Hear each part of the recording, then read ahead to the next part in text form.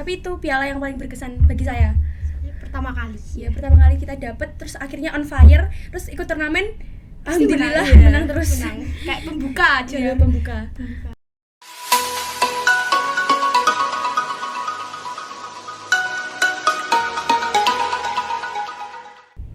Assalamualaikum warahmatullahi wabarakatuh. Salam sejahtera bagi kita semua.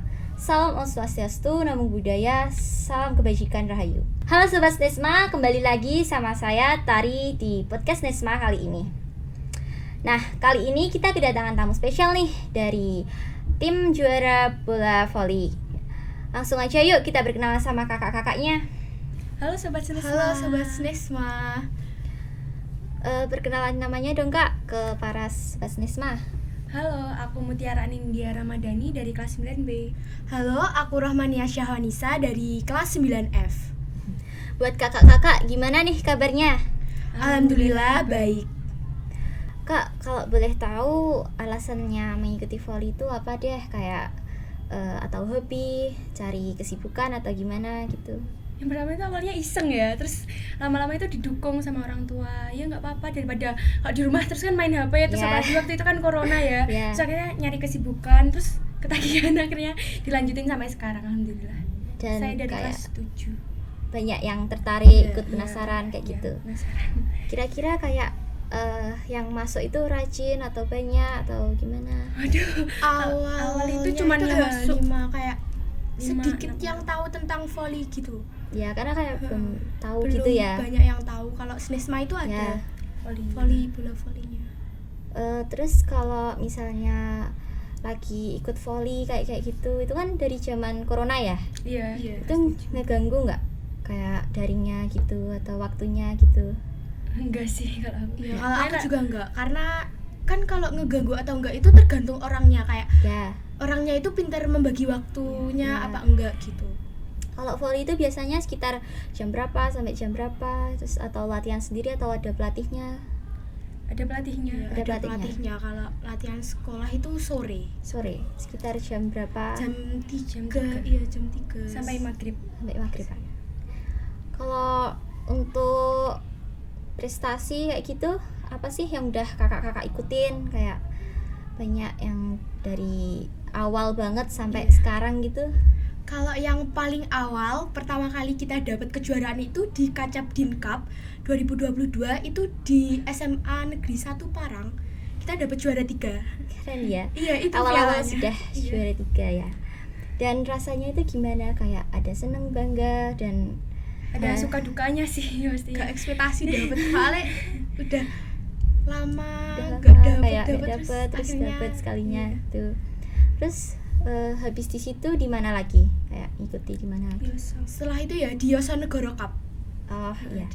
Dan untuk kalau izinnya ke sekolah gitu, dispensasi awal masuk gitu mengganggu waktu pelajaran di sekolah enggak? Karena kita itu suka non akademik ya di bidangnya.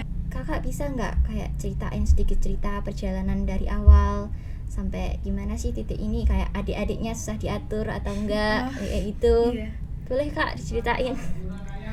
Kalau untuk adik-adik itu jarang ya yang ikut turnamen, itu diutamakan kelas 9 kan juga mau lulus, akhirnya diutamain yang kelas 9. Enggak susah juga ya. Iya, kalau ngaturnya enggak susah. Soalnya ya rame, terus juga rata-rata adik kelas itu sudah ada dasar volinya, jadi lebih mudah buat diatur gitu ya.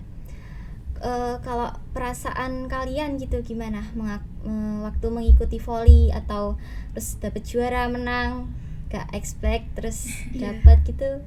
Gak ekspektasi sih, soalnya kan dulu kita kan jarang gitu ya ikut turnamen kayak menang gitu, jarang. Rata-rata kita ikut turnamen terus kalah gitu gara-gara langsung pertama itu dapat lotnya yang musuhnya yang kayak lebih hebat daripada kita. Nah, kira-kira kalau misalnya buat kedepannya gitu kan, kalian udah kelas 9 ya, udah lepas.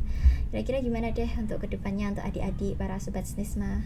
Semoga kedepannya lebih semangat lagi latihannya, jangan malas-malas, konsisten, terus jangan guyon terus ya kalau latihan. Terus yang serius gitu loh, biar bisa menempatkan nama SMP Negeri 1 Magetan itu jadi baik gitu loh, kayak kok bisa jadi juara satu gitu ya.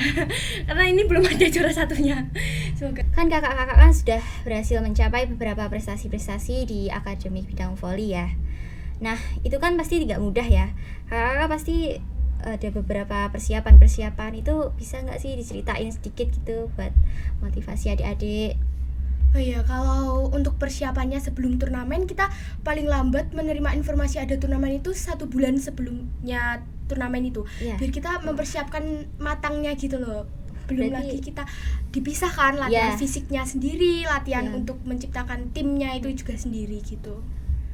Sama ada pembagian tempat, tekniknya, terus oh iya itu ada tempat sendiri untuk. Berarti beda-beda ya, bener, teori, latihan fisik.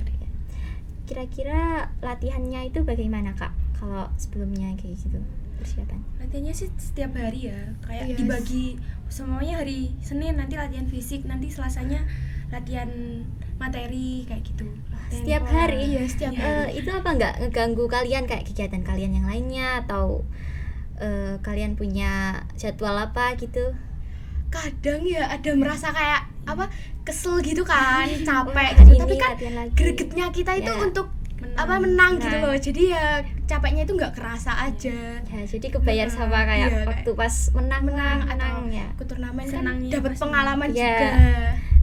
Oh iya, kakak-kakak volley itu kan resiko cederanya tinggi. Apa kayak di satu tim itu ada yang pernah mengalami atau gimana kayak gitu?